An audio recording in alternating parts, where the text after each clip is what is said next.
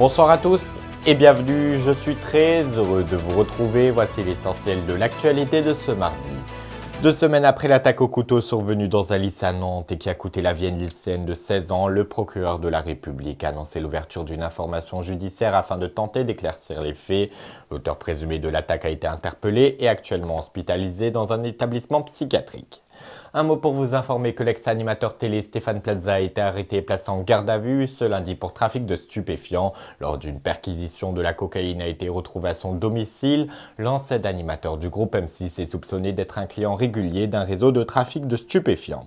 Aux États-Unis, le procès du rappeur Puff Daddy a débuté hier. Il est accusé de trafic sexuel par 120 victimes, dont au moins 25 étaient mineurs au moment des faits, certains ayant été sous l'emprise de substances chimiques.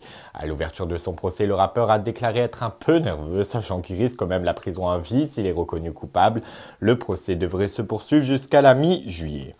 Sur rien, vous savez à quel point nous défendons l'égalité entre les femmes et les hommes qui est primordiale. Pourtant, une étude accablante réalisée par l'Association française des ménagers et de la diversité relève ce mardi par France Inter que 77% des femmes sont encore régulièrement victimes de propos de décisions sexistes au travail. Ce chiffre, bien que très élevé, est en légère baisse de moins 5% depuis 2021. Près de 40% des femmes interrogées déclarent avoir subi des remarques sexistes, parfois réduites à des stéréotypes comme celui de séductrice. 3 sur 4 ont été confrontés à des blagues sexistes. Pour se protéger de comportements masculins déplacés, 57% d'entre elles disent avoir adapté leur tenue vestimentaire ou éviter certains collègues quand il le faut. Selon cette même étude, si le rythme actuel se maintient, l'égalité parfaite entre les genres au travail serait atteinte qu'en août 2090, soit dans 65 ans et 7 mois. Vous vous imaginez. Dans un tout autre registre, une affaire insolite. Salomé, une femme qui voyageait à bord du métro parisien, a écopé d'une amende de 150 €. La raison, vous n'allez pas me croire, elle transportait une plante jugée trop grande.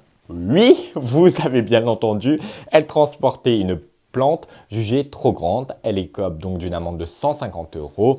On marche encore une fois sur la tête, on condamne ceux qui n'ont rien fait. Et juste avant de nous quitter, je vous donne rendez-vous demain soir pour une page spéciale du journal de 20 h consacrée au début du conclave et les 133 cardinaux venus du monde entier qui seront réunis à huis clos pour élire un successeur au pape François. Nous reviendrons sur la messe inaugurale et sur la première fumée de la chapelle Sixtine.